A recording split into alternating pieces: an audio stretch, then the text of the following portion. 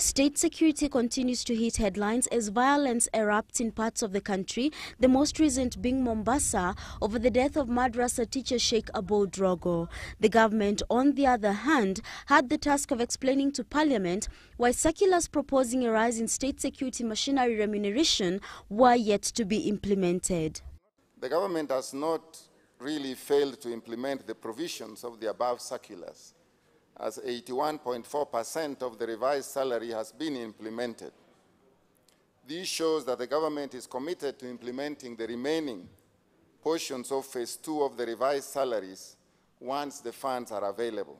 Public Works Minister Dalmas Otieno had a rough time convincing Parliament that lack of funds was the greatest hindrance towards implementing the said circulars. Phase 2 of the new salary scales was not implemented in full due to budgetary under-provisions, as the Ministry of Finance only provided 3.2 billion instead of the 5.1 billion shillings which we had requested.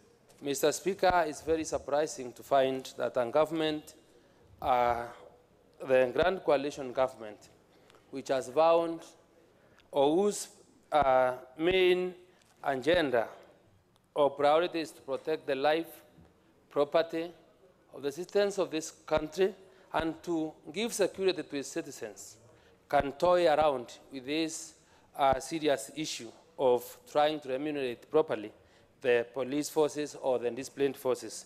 While we listen to the minister lamenting how he did not get enough funds, and when you move to the constituencies and to the police posts and police stations, and you see the way our police officers are living, the conditions.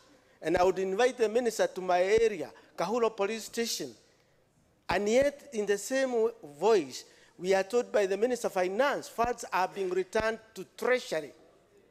What is this responsibility of the cabinet, collective responsibility? Leaving the speaker not only shocked but perturbed at how the issue was being handled. Honourable members, the chair is clearly not satisfied. As a matter of fact, shocked. You have a government which says, I have done this, I can't do this because of this and that. Ordinarily in a democracy, when you have a situation like this, the government resigns. Ordinarily. We are going for a general election, as you put it. The country is gripped in insecurity. We are all reeling.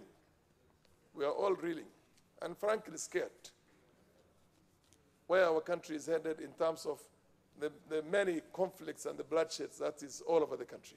You really don't have to wait for the revised estimate.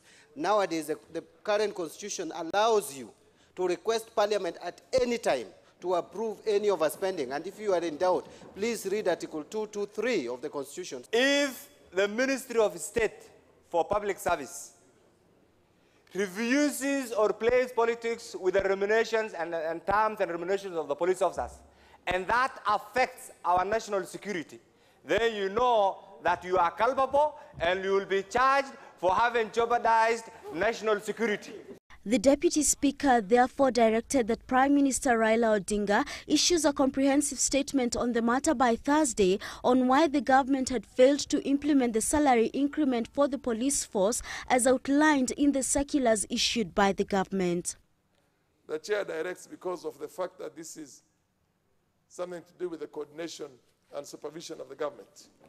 Minister of State, Internal Security, and Treasury. The chair directs that the Prime Minister deals with this as a matter of urgency, the very latest on Thursday afternoon.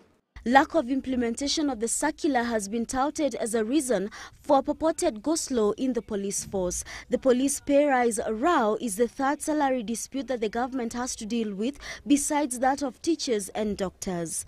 Nancy Njoki, GPS News.